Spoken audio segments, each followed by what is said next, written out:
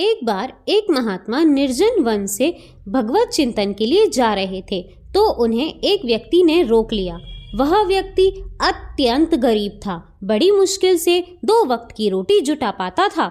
उस व्यक्ति ने महात्मा से कहा, महात्मा जी, आप परमात्मा को जानते हैं, उनसे आपकी बात होती है। आप यदि परमात्मा से मिलें तो उनसे कहेंगे कि मुझे मेरी सारी उम्र की दौलत इसी समय दे दें। उनकी कृपा से मुझे अपनी जिंदगी की सारी दौलत एक साथ ही मिल जाए ताकि मैं कुछ दिन तो चैन से जी सकूं। महात्मा जी ने उसे समझाया, मैं तुम्हारी दुख भरी कहानी परमात्मा को अवश्य सुनाऊंगा, लेकिन तुम जरा खुद भी सोचो, यदि तुम्हारे भाग्य की सारी दौलत तुम्हें एक साथ मिल जाएगी तो तुम आगे की जिंदगी कैसे गुजारोगे? परंतु वह व्यक्ति अपनी बात पर अड़ग रहा। महात्मा उस व्यक्ति को आशा दिलाते हुए आगे बढ़ गए। इन्हीं दिनों में उन्हें ईश्वरीय ज्ञान मिल चुका था। महात्मा जी ने उस व्यक्ति के लिए अर्जी डाल दी। परमात्मा की कृपा से कुछ दिनों बाद उस व्यक्ति को काफी धन दौलत मिल गई। जब धन दौलत मिल गई तो उसने सोचा, मैंने अब तक गरीबी के दिन काटे हैं, ईश्वरीय सेवा कुछ कर ही नहीं पाया हूँ। अब जब मुझे मेरे भाग्य की सारी दौलत एक साथ मिल गई है तो क्यों ना इसे ईश्वरीय सेवा में लगाऊं, क्योंकि इसके बाद मुझे दौलत तो मिलने वाली है नहीं। ऐसा सोचकर उसने लगभग सारी दौलत ईश्वरीय सेवा में ही लगा दी।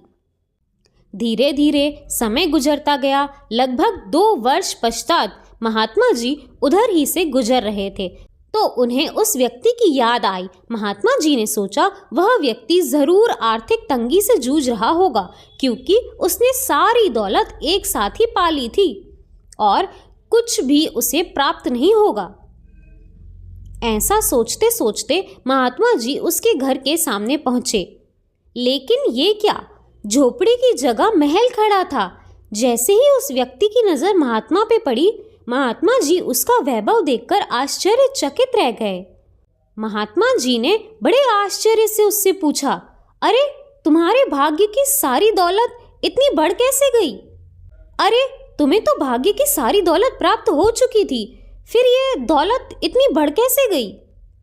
तब उस व्यक्ति ने नम्रता से बोला, महाराज जी, मुझे जो दौलत मिली थी वह मैंने चंद दिनों में ही ईश्वरीय सेवा में लगा दी। उसके बाद दौलत कहाँ से आई मैं नहीं जानता, इसका जवाब तो परमात्मा ही दे सकते हैं।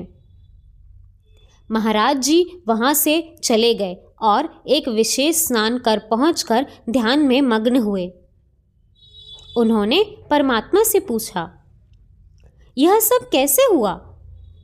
तो महाराज जी को आवाज सुनाई दी, किसी की चोर ले जाए, किसी की आग जलाए, धन उसी का सफल हो जो ईश्वर अर्थ लगाए। मतलब जो व्यक्ति जितना कमाता है उसमें कुछ हिस्सा अगर ईश्वरीय सेवा कार्य में लगाता है तो उसका फल उसे अवश्य मिलता है। इसीलिए कहा गया है, सेवा का फल तो मेवा है। राधे राधे।